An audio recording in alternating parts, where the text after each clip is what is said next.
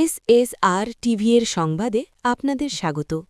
চট্টগ্রামের পটিয়ায় ক্রীড়া প্রেমীদের বহু প্রতীক্ষিত আসর মিলনচক্র প্রিমিয়ার লিগ সিজন 3 জমকালো উদ্বোধনী অনুষ্ঠানের মধ্য দিয়ে টুর্নামেন্টের পর্দা উন্মোচিত হয়।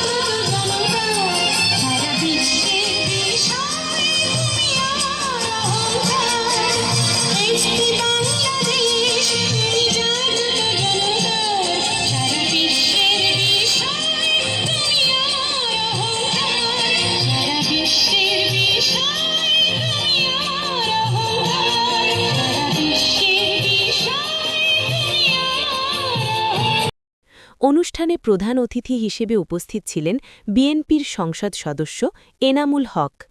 নিজের বক্তব্যে তিনি বলেন, তরুণ সমাজকে মাদক ও অপরাধের অন্ধকার থেকে দূরে রাখতে খেলাধুলার কোনো বিকল্প নেই।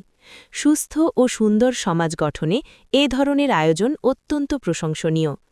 অনুষ্ঠানে বিশেষ অতিথি হিসেবে উপস্থিত ছিলেন বিশিষ্ট ব্যক্তিত্ব কুরশেদ আলম। অতিথিরা টুর্নামেন্টে ট্রফি উন্মোচন করেন এবং খেলোয়াড়দের সাথে কুশল বিনিময় করেন। ক্রিকেটকে ঘিরে স্থানীয় বাসিন্দাদের মধ্যে যে প্রাণ চাঞ্চল্য সৃষ্টি হয়েছে তা পটিয়ার ক্রীড়াঙ্গনকে আরও সমৃদ্ধ করবে বলে আশা প্রকাশ করেন আয়োজকরা। আজকের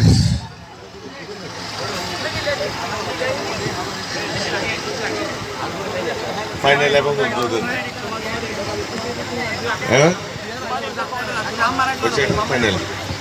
ফাইনাল খেলার সম্মানিত সভাপতি উপস্থিত আছেন পটিয়া উপজেলা বিএনপির সাবেক সদস্য সচিব এবং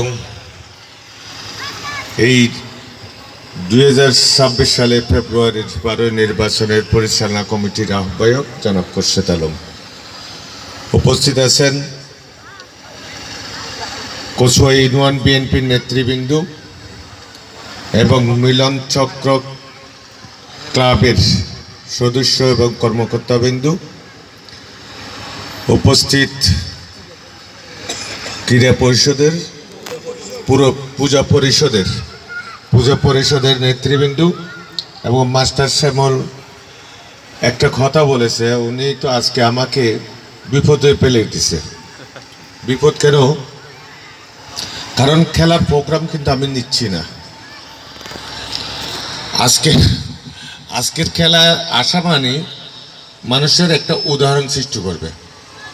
ওখানে গেছেন, এখানে যাচ্ছেন, এখানে ওই যে আমাদের সদস্য সচিব কুরশেদ ভাইকেও খুঁজতেছে, এখন ফোনের উপর ফোন আসতেছে।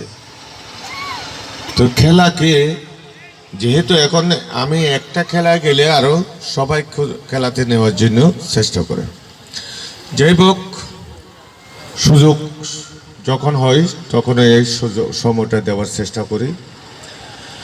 এখানে আপনাদের ভোটে আপনারা যেভাবে আমাকে নির্বাচিত করেছেন আসলে এটা ভুলার মতো নয়। কারণ সনাতনী ধর্মাবলম্বী ভাই বোনেরা, আমি যখনই গণসংযোগে এসেছি আমি উপলব্ধি করতে পারতাম যারা মায়েরা বোনেরা যে রাস্তার ধারে এসে আমাকে অভ্যর্থনা জানাতো বা তাদের কিছু দাবি দেওয়ার কথা বলতো। এই দাবি দেওয়াটা আমরা যেহেতু এখন একটা আলোচনা হচ্ছে, প্রত্যেক ইউনিয়নে আমরা উন্নয়ন একটা কমিটি করব। যেহেতু উন্নয়ন কমিটিটা এই কারণে হবে, যার যার ওয়ার্ডে যার যার এলাকায় উনি ভালো জানবে ওনার কি সমস্যা আছে। ওনারা যখন আমাদেরকে লিখিত আকারে দেবে, প্রত্যেকটা যেখানে এফেক্টেড, যেখানে রাস্তার দরকার, ওই যে টিউবওয়েলের দরকার, যে কোনো কিছু সরকারিভাবে দেওয়ার জন্য লিখিত যখন দেবে তখন আমাদের সুবিধা হবে। ডাম্পিং যেটা বলা হচ্ছে এখানে, আপনি বলার আগেই কিন্তু আমরা সেটা আমার খুরশেদ ভাই বলেছে, এটা অলরেডি আমি ইউনিও সাহেব এবং সিলেটকে অলরেডি নির্দেশনা দিয়েছে একটা জায়গা দেখার জন্য, জমি দেখার জন্য। সেটা ছাড়াও আরেকটা প্রকল্প এসেছে, এটা জমি দেখা হচ্ছে। ওটা জমি যদি ঠিকঠাক হয় এটা একেবারে রিসাইকেলিং করার জন্য, এটার যাতে রিসাইকেলিং করা যায় এটার জন্য জমি দেখা খোঁজা হচ্ছে। জমি পেলে এটা হয়ে যাবে। আপনি আজকে আমাকে বলছেন, আসলে না বললে হয় না। আমরা যখন পেপার পত্রিকায় দেখেছি, মানববন্ধন করতে দেখেছি, বিভিন্ন রকমের এই যে দুর্গন্ধ ছড়াচ্ছে, ওটার জন্য যখন দেখেছি নিজে থেকেই, তখন থেকেই আমাদের খুরশেদ ভাই বলেছে, আমার নির্বাচিত হওয়ার আগে থেকে চিন্তা করছিলাম, কয়েকবার স্টেপ নিয়েছিলাম এই মানববন্ধনে আমি অ্যাটেন্ড করব, যে কোনো কারণে হয়তো হয়ে উঠে নেই। আমি যখন ওনাদের সাথে কথা বলেছি, ওনাদেরকে নির্দেশনা দিয়ে দিয়েছি অলরেডি, জমি খোঁজা হচ্ছে। তো জমি এটা খোঁজা হবে, এবং আরেকটা প্রকল্প যেটা আছে এটা চলতেছে। যদি এটা হয় ওটা আর দরকার হবে না। এই কসুয়া ইউনিয়নের জমি যাচ্ছে, একটা প্লট পেয়ে গেছে 5 কানির মতো নাকি এরকম। এখন এই যে খেলাধুলা, যে ইয়ং ছেলেরা মাদক থেকে দূরে থাকার জন্য, খারাপ কাজ থেকে দূরে থাকার জন্য এখানে ফেন্সিডিল, এখন ইয়াবা আছে, এখন ফেন্সিডিল, আরেকটা কি বলছেন না, গাঁজা নেই মনে হয়, এখন ইয়াবা, গাঁজা আছে, আচ্ছা যাই হোক। অর্থাৎ ইয়াবা মারাত্মক একটা বেদি। ইয়াবা মুক্ত করতে হলে এই যে তাদের মতো যে ইয়ং ছেলেরা, এগুলি নাকি ইয়ং ছেলেদের আসক্ত, কেমনে কেমনে খায় কেউ বুঝতে পারে না, গন্ধ নেই, গন্ধ আছে তো শ্যামল বাবু খাইছে মনে হয়। এখন গন্ধ আছে নাই আপনি কেমনে জানলেন? এসে যাই হোক, বিষয়টা হলো আমাদেরকে সামাজিকভাবে ঐক্যবদ্ধ হতে হবে। আমি এই বক্তব্যটা প্রায় দিই, অনেকে বলতে পারে কিরে ও এই শব্দটা ছাড়া তো আর শব্দ জানে না। আমাদের দেশে আমরা যখন নিজের সেফটি নিজের নিতে না পারবো তখন কেউ দিতে পারবে না। অর্থাৎ নিজের সেফটি নিজেকে নিতে হবে। এই সেফটি যদি আমাকে নিতে হয় তাহলে আমাকে সামাজিকভাবে ঐক্যবদ্ধ হতে হবে, সামাজিকভাবে সব কিছুকে প্রতিরোধ করতে হবে। আজকে এই খেলোয়াড় ওরাই তো আগামী দিনের ভবিষ্যৎ।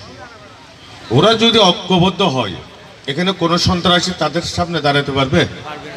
কোনো বা মদ বিক্রেতা, গাঁজা বিক্রেতা, এই যে মাটি কাটা, বালি কাটা ইত্যাদি ইত্যাদি, কেউ তাদের সামনে দাঁড়াবার সাহস পাবে না।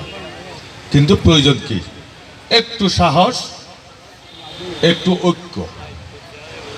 আমি বলি আপনাদের সাথে সকল ক্ষেত্রে আমাকে আপনারা পাবেন, ভালো কাজ আপনারা ঐক্যবদ্ধ থাকবেন। যে কোনো খারাপ কাজে বাধা সৃষ্টি করবেন। যে কেউ আপনাদের বিরুদ্ধে যদি আচরণ করে তার বিরুদ্ধে সাংঘাতিক ব্যবস্থা গ্রহণ করা হবে, এখানে কোনো ছাড় হবে না। আপনারা আমাকে নির্বাচিত করেছেন, বাংলাদেশের প্রধানমন্ত্রী। আপনারা বিভিন্ন মিডিয়ার মাধ্যমে আপনারা ওনার বক্তব্যগুলি শুনেন। ওনার বক্তব্য শুনলেই তো মানুষ ওনার আকৃষ্ট হয়ে যাচ্ছে। উনি যে দেশপ্রেম, উনি যে বাংলাদেশের জনগণের প্রতি ওনার যে ভালোবাসাটা দেখা যাচ্ছে। আজকে বিপুল ভোটে সংখ্যাগরিষ্ঠ আসন নিয়ে উনি প্রধানমন্ত্রী হয়েছে। এখন বাংলাদেশে একটা ক্রাইসিস চলতেছে না, বহির্বিশ্বের ক্রাইসিস। আপনারা দোয়া করবেন যাতে এই ক্রাইসিস ম্যাচটা আমরা বাংলাদেশের জনগণ যেতে কেটে উঠতে পারি। আমরা এই বাংলাদেশকে একটা সুন্দর বাংলাদেশ করার জন্য প্রতিজ্ঞাবদ্ধ। এই পটিয়াকে বিশেষ করে আমি আমার পটিয়াকে নিয়ে আমার শুরু থেকে বক্তব্য দিয়ে আসতেছি। এই পটিয়াকে আমরা একটা সুন্দর পটিয়া করার জন্য, যে পটিয়াতে মানুষ শঙ্কামুক্ত চলাফেরা করতে পারবে, যে পটিয়াতে মাদক মুক্ত করা কঠিন হবে।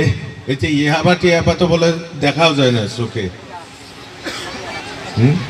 তো যাই হোক, এগুলি মুক্ত করার জন্য আমাদেরকে ঐক্যবদ্ধ থাকতে হবে। যদি আমরা ঐক্যবদ্ধ থাকি, তাহলে উন্নত বিশ্ব যদি ভয় করে, আমাদের এখানে ভয় করে না কেন? আমরা ঐক্যবদ্ধ না, আমাদের প্রশাসনিকভাবে আমরা দুর্বলতা আছে। আমাদের প্রশাসন যদি একটু শক্ত হয়, তাহলে সব ঠিক হয়ে যাবে। আমাদের প্রশাসনিকভাবে আমরা ইনশাল্লাহ যারাই যত কিছু আছে এখানে, আমরাও এখানকার বাসিন্দা, কোথায় কি চলে না চলে, কারা কি করে, কম বেশি আমাদের কাছে ইনফরমেশন আছে। তো আমরা প্রশাসনকে নির্দেশনা দিয়েছি যাতে এগুলি যেখানে হোক, এই খারাপ কাজ থেকে মানুষকে দূরে আনার জন্য তাদেরকে প্রয়োজনে পানিশমেন্টে নিয়ে আসতে হবে, অর্থাৎ আইনের আওতায় এনে তাদেরকে রাখতে হবে। না হলে আমরা আমাদের এখানে সহজভাবে কিছু করা যাবে না। আপনারা দোয়া করবেন যাতে আপনারা যেই উদ্দেশ্য নিয়ে আমাকে নির্বাচিত করেছেন, গণতন্ত্রের একটা সরকার গঠিত হয়েছে, এই বাংলাদেশের যেই উদ্দেশ্য, বাংলাদেশ যাতে আগামীতে এই যে পটিয়াকে আমরা একটা মডেল পটিয়া করতে পারি, আপনাদের সহযোগিতা করবেন। এবং খেলাধুলার প্রতি আমার আগে থেকে একটা আগ্রহ ছিল, অনেক খেলাতে যাই, অথবা সময়ের অভাবে সেভাবে এখন যাওয়া হচ্ছে না। আজকে শ্যামল বাবুর কারণে হয়তো বা অনেকে আমার উপর রাগ করবে। তো আমি সকল খেলোয়াড় বিন্দু এবং ধন্যবাদ জানাই, যারা দর্শক শ্রোতা আছেন তাদেরকেও ধন্যবাদ জানাচ্ছি। আপনাদের সহযোগিতা নিয়ে আমি এই পটিয়াকে একটা সুন্দর পটিয়া করার জন্য আপনাদের সার্বিক সহযোগিতা চাই। সকলকে ধন্যবাদ। আসসালামু আলাইকুম এবং আদাব। অসংখ্য ধন্যবাদ মাননীয় এমপি মহোদয়কে, এত কষ্ট করে আমাদের এই অনুষ্ঠানে উপস্থিত হয়েছেন।